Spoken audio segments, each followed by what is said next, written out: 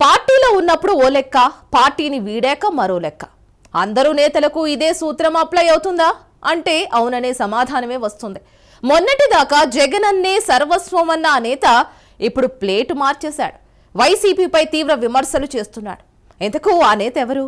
వైసీపీపై విమర్శలు చేయడానికి కారణం ఏంటి? ఆయన వెనుక ఎవరుని నడిపిస్తున్నారు? Let's watch.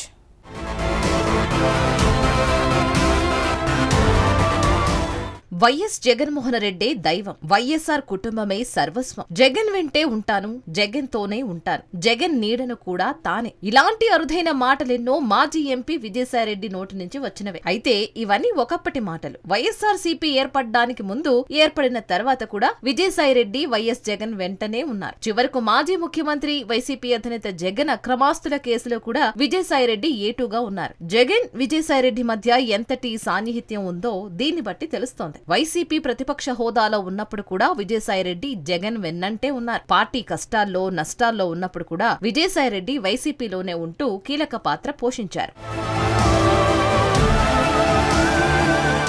2019 ఎన్నికల్లో వైసీపీ భారీ మెజారిటీతో ఏపీలో అధికారంలోకి వచ్చింది. అప్పట్లో వైఎస్ఆర్సీపీలో విజయసాయిరెడ్డి హవా కొనసాగింది. వైఎస్ జగన్ కూడా విజయసాయిరెడ్డికి అంతే ప్రాధాన్యతను ఇచ్చారు, కానీ ఎక్కడా తగ్గించలేదు. రాష్ట్రంలో వైసీపీ అధికారంలో ఉన్న గడిచిన 5 ఏళ్లలో హస్తినలో పనులన్నింటినీ విజయసాయిరెడ్డి చూసుకునేవారు. ఢిల్లీలో ప్రధాని అపాయింట్మెంట్ తో పాటు అమిత్ షా వంటి కీలక నేతల అపాయింట్మెంట్ల బాధ్యతలన్నింటినీ విజయసాయిరెడ్డికి అప్పగించారు జగన్. అయితే ఇలాంటి సమయంలో అప్పట్లో కొన్నిసార్లు పీఎం అపాయింట్మెంట్ తీసుకోవడంలో విజయసాయిరెడ్డి ఫెయిల్ అయ్యారట. దీంతో పార్టీ అధినేత వైఎస్ జగన్ దీన్ని సీరియస్ గా తీసుకున్నారట. కొన్ని సందర్భాల్లో విజయసాయిరెడ్డిని జగన్ దూరం పెట్టారు. అయినా విజయసాయిరెడ్డి మాత్రం అప్పుడు జగన్ వెంటే ఉన్నారు.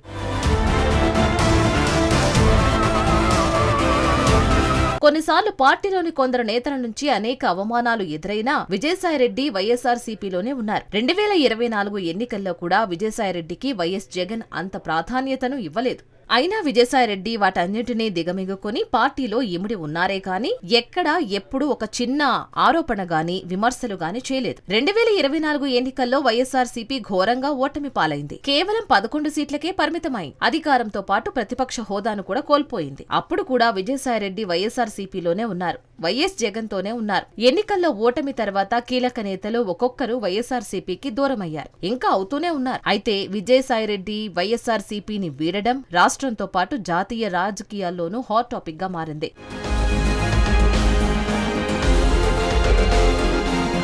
జగన్ సోదరి షర్మిల ఆస్తుల వివాదాల నేపథ్యంలో బహిరంగంగానే అనేక ఆరోపణలు చేశారు, ఇప్పటికీ చేస్తూనే ఉన్నారు. ఈ వివాదంలో కూడా విజయసాయిపై అనేక విమర్శలు వైఎస్ఆర్సీపీ నుంచే వచ్చాయి. తర్వాత విజయసాయిరెడ్డి వైఎస్ఆర్సీపీ నుంచి వీడుతున్నట్లు మీడియా సమక్షంలో ప్రకటించారు. వైఎస్ జగన్ ఆదేశాలతోనే విజయసాయిరెడ్డి పార్టీని వీడినట్లు అప్పట్లో టాక్ నడిచింది. ఆ తర్వాత నుంచి విజయసాయిరెడ్డి ఎప్పుడు మీడియాతో మాట్లాడినా వైఎస్ఆర్సీపీపై విమర్శలు చేస్తూనే ఉన్నారు. ఈ విమర్శల నేపథ్యంలో విజయసాయి బీజేపీలోకి వెళుతున్నారు అనే వార్తలు వినిపించాయి. వైఎస్ఆర్సీపీనే టార్గెట్ చేస్తున్న విజయసాయిరెడ్డి వైఎస్ జగన్ ను బహిరంగంగా ఎక్కడా ఎప్పుడు విమర్శలు చేయలేదు.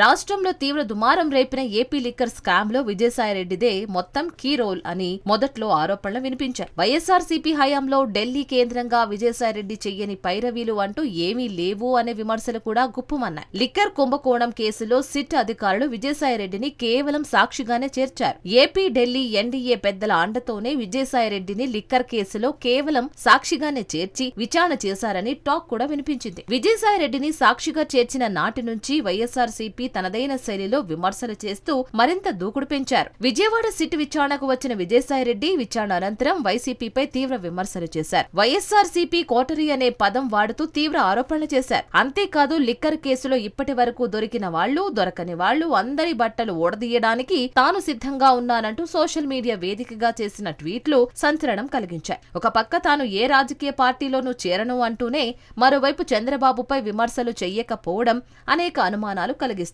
లిక్కర్ కుంభకోణం కేసులో జగన్ ను ఇరికించేందుకే చంద్రబాబు జగన్ పై విజయసాయిరెడ్డి అనే బాణాన్ని వదిలారా అనే అనుమానాలు వ్యక్తమవుతున్నాయి.